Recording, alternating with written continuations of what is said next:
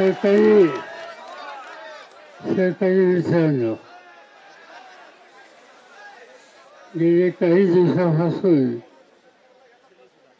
न्याय मागणीच्यासाठी दुर्दैवाने तुम्हाला संघर्ष करण्याची आज वेळ आलेली आहे. शासकीय कर्मचारी, निमशासकीय कर्मचारी हे महाराष्ट्राच्या प्रशासनाचे अत्यंत महत्त्वाचे घटक आहेत.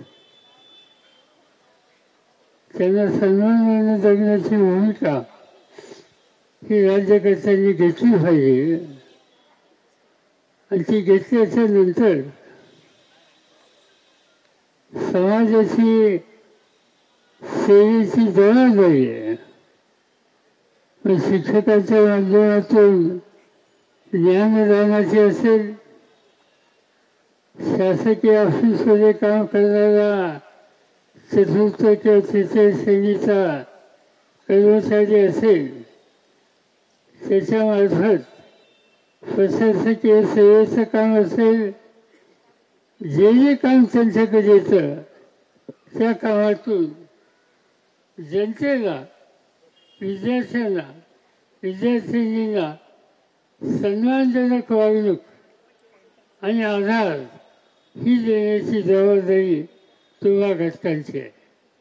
आणि ज्यावेळी तुमच्या जबाबदारी आहे त्यावेळी राज्यकर्त्यांची ही जबाबदारी आहे की राज्याच्या प्रशासनामध्ये ते शैक्षणिक क्षेत्र असो, प्रशासकीय क्षेत्र असो, तिथे जर असतो त्याला सन्मानानं जगण्याची संधी ही त्यांनी द्यायलाच हवी.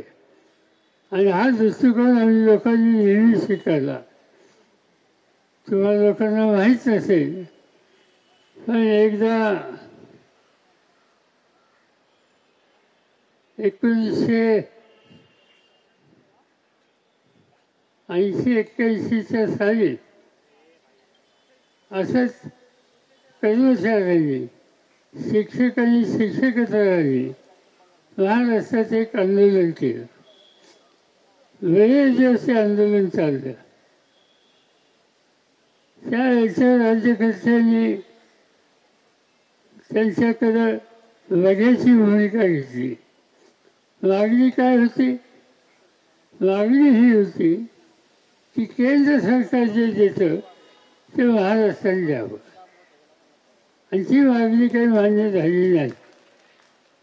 सुदैवानं राज्य चालवण्याची जबाबदारी माझ्याकडे आली आणि मंत्रिमंडळाच्या पहिल्या बैठकीमध्ये आम्ही निर्णय घेतला की जे केंद्र सरकार देईल ते महाराष्ट्र सरकार देईल. आणि ते आज अखेर पाळले गेलेले आहे. आता हा धोरणाचा भाग या राज्याने स्वीकारला आणि राबवला. आज त्याच राज्यामध्ये मला समजत नाही की सफा अनुदान ही काय भानगड आहे. तुम्ही वेतन द्यायचं, कष्टाची किंमत द्यायची, तर सफानी का? आणि ती सफानी द्यायची, ती मान्य केल्याच्या नंतर त्यासंबंधीचे आदेश हे काढायचे आणि तरतूद करायची.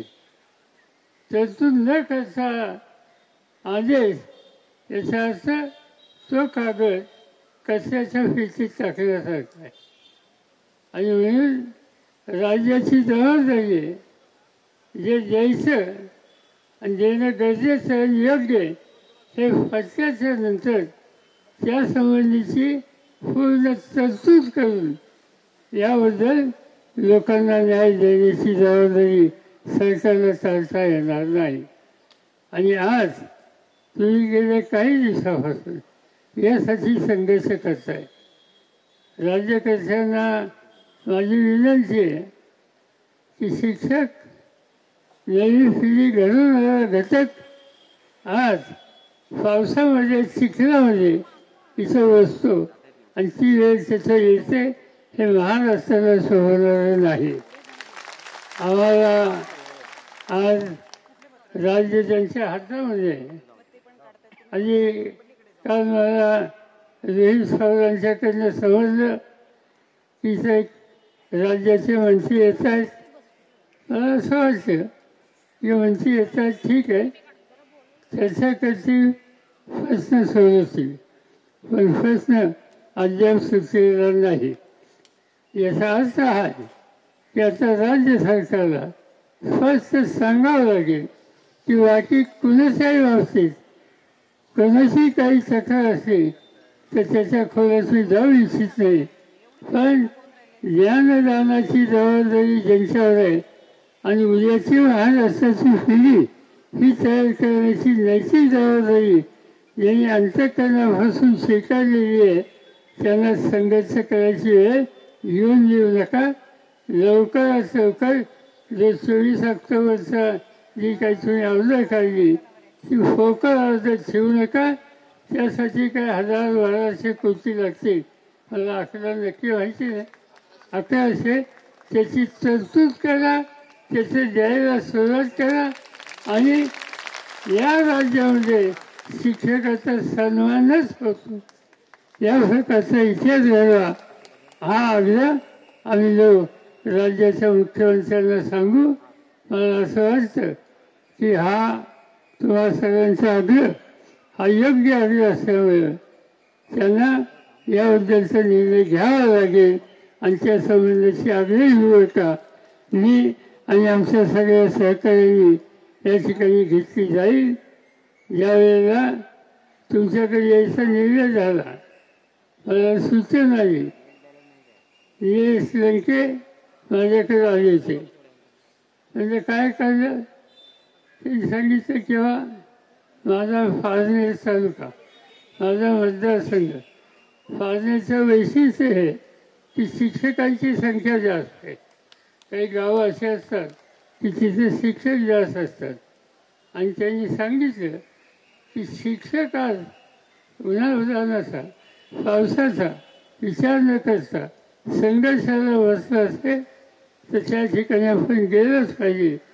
मी जाणार आहे ते सांगितलं की मी येतो आणि त्यासाठी जे जे काही करायचं असेल त्याच्यात तुम्हा लोकांच्या खांद्याला खांदा लावून मी या ठिकाणी सहकार्य करायला तयार आहे. ही भूमिका त्यांनी केली, त्यांचं मी या ठिकाणी अभिनंदन करतो. आणि आपण अपेक्षा करूया की लवकरात लवकर आज उद्या या संबंधीची तरतूद ही करून आज उद्या काय आज बैठक आहे. बैठकीत निर्णय झाल्याच्या नंतर जियाज करायला अर्थ खात्याकडे जावं लागतं, सामान्य प्रशासनाकडे जावं लागतं.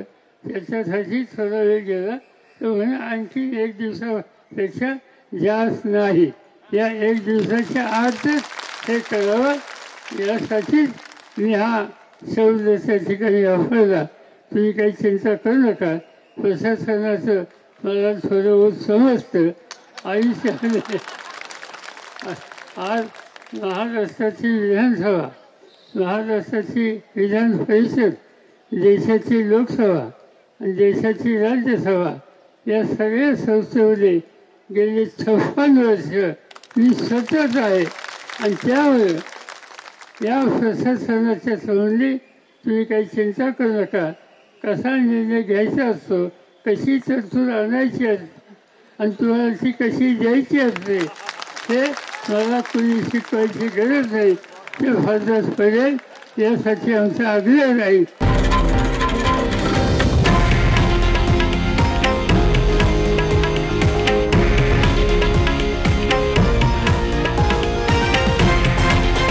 हे आहे देशातील नंबर 1 न्यूज नेटवर्क आणि आपण पाहत आहात TV9 मराठी, एकमेव.